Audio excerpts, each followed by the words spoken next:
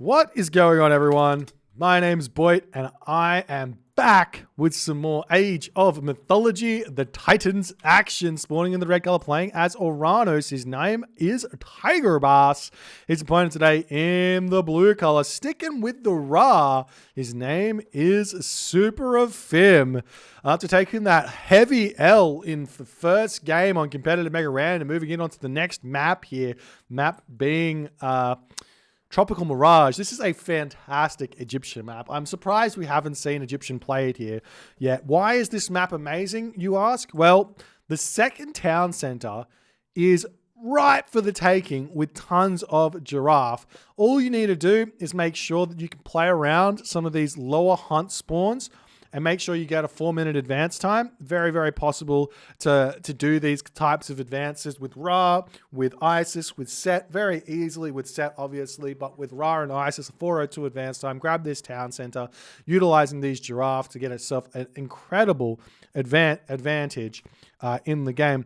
Tigerboss winning that first game, obviously, there. So the scoreboard does indeed need to be updated. Thank you for the reminder, Asil. We are a professional stream here. Not at all run by a bunch of corporate hacks who don't know what they're doing. But yes, professional stream, and we're just trying to work it out, all the problems out as we go. You know, that's how it works. But we are seeing SuperAfim moving over onto these giraffe. It's not an awful idea because he does have this town center over here, but this town center I don't like at all compared to this one, which I do absolutely love. In fact, if you take a look at the gold mine over here, you can see there's elephant back here, gold mine, town center. It's a nice position to be in. So we'll see how this game's going to go. Tigerboss in that first game decided to go for a really, really aggressive term of play. He is capable of going corporate puppet.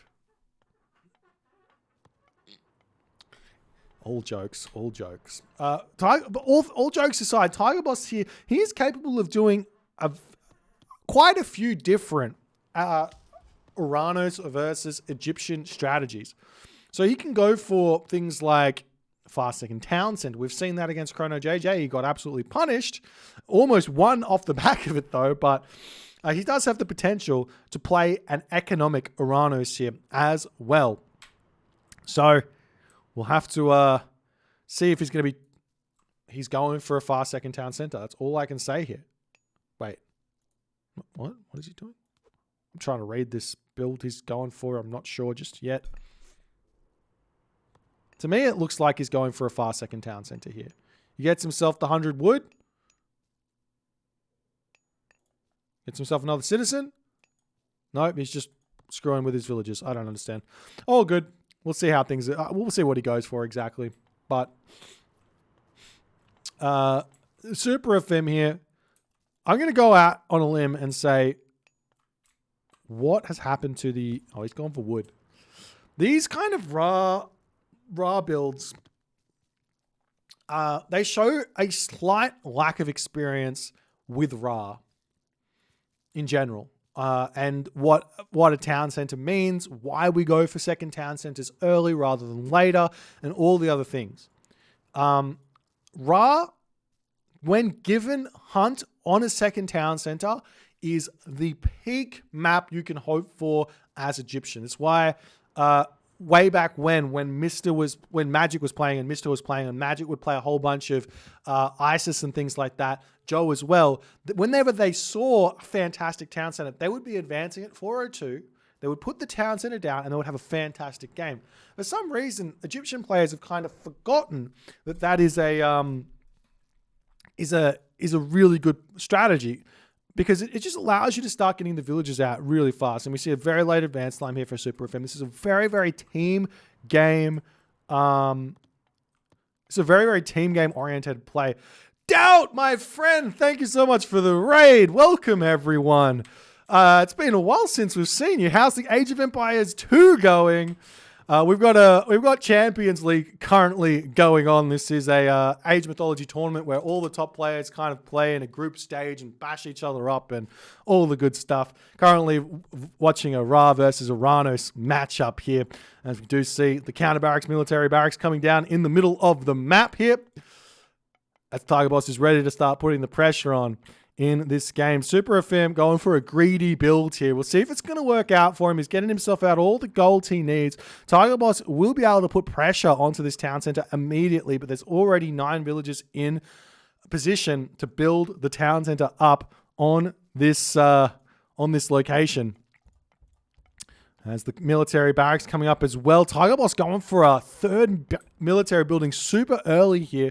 Generally speaking, you can't afford this, so Tigerboss might be cutting Citizen in order to spam out all of those units. As the town center is getting shot up right now, we do see a wall coming up over here. It takes about 30 seconds with a Pharaoh empowerment and 9 villagers to build up that town center. As a Promethean does come in, the units are starting to motor their way over onto this position, but SuperAfim gets himself up a clean second town center in this location. The Promethean offspring getting taken down there as Tigerboss swinging around with his Memulo heroes, the Terma heroes in onto this position as well as the Pharaoh coming through here to try and get some good damage done. The barracks coming up on this position as well here as the Pharaoh going to be empowering that town center and trying to be a little bit more safe here.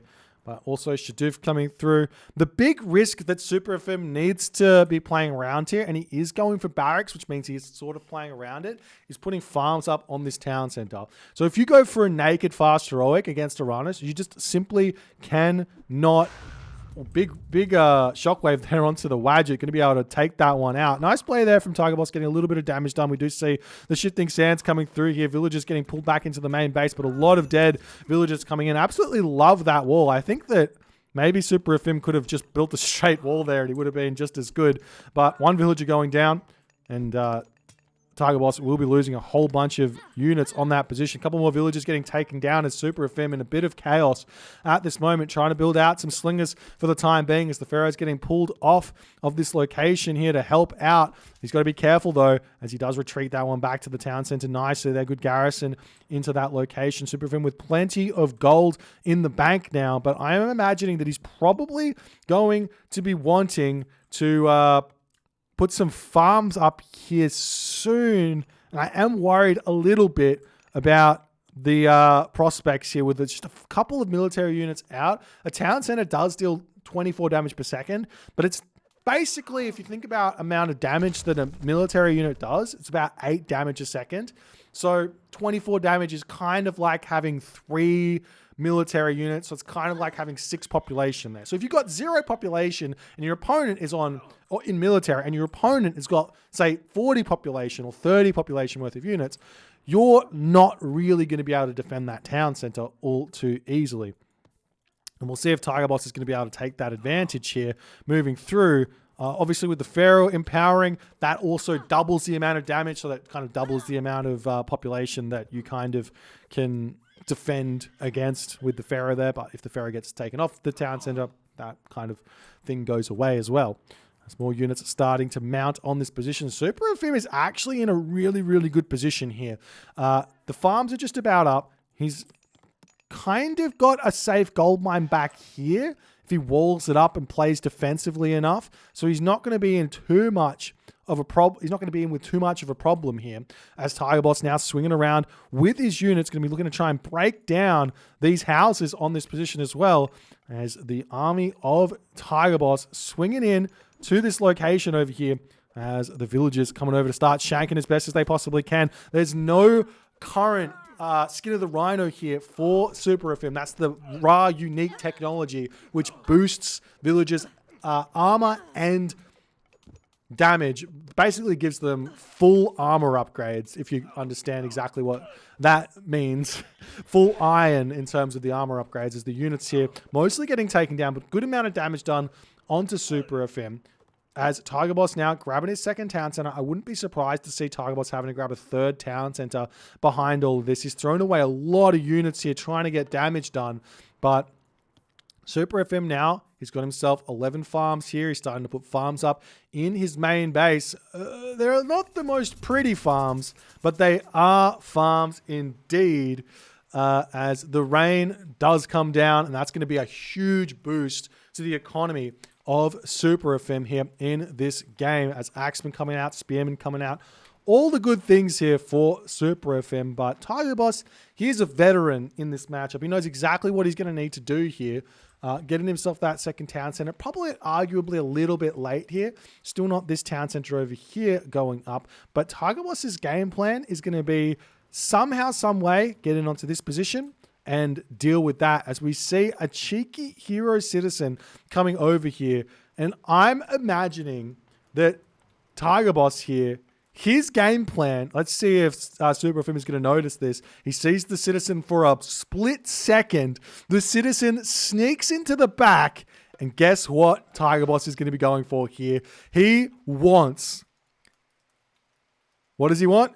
He wants a SkyPassage in this back corner. How sneaky can one man be? Tigerboss, he's mining the gold mine, so he can't yet build it. He's pushed in very, very early here. He does have to be careful to not lose that citizen. If he gets spotted here, it's going to be game over, because this is the entire game plan right now for SuperAfim. Tigerboss not putting this right into the corner is a bit risky. If we take a look at the line of sight, though, for SuperAfim, will he be able to spot this at any point? Look at the distance here that he's going to have to grab. It looks like he's just simply not going to spot this. And SuperAfim is going to feel completely safe here in this game, as we do see the Tigerboss units pop through the SkyPassage, and they are going to pop out here, and SuperAfim is going to be in for a very, very difficult time right now. All the Murmillo in here. Good reaction from SuperAfim pulling back here. He's going to be really confused about how the army got by him at this point. Shockwave coming through to try and take out as many of these villages as he possibly can, as a couple will get stuck here. But remember, SuperAfim still 2 town centers for the majority of this game in a decent position. We do see SuperAfim here. Is he going to the next age? He's already in the heroic age, so he will be able to throw a Migdol stronghold down fairly soon as the Kyriballists are getting taken down. The SkyPassage is going to be able to continue reinforcing Tigerboss's army here as well. So it's basically like defender's advantage is completely gone in this position, as the Sling is getting completely totaled on this position. The villagers getting cleaned up. SuperAfim needs to retreat away here. He needs to start thinking about a different gold mining location, or going onto a market and just trading for a little bit to try and get his units out, as the Patukots over here trying to get some damage done. All the villagers getting cleaned up over here as well, as Tigerboss's game plan works to an absolute T here. SuperAfim drops down to 38 villagers here, as the villagers retreating back in. Tigerboss at 130 population, SuperAfim at 56 population.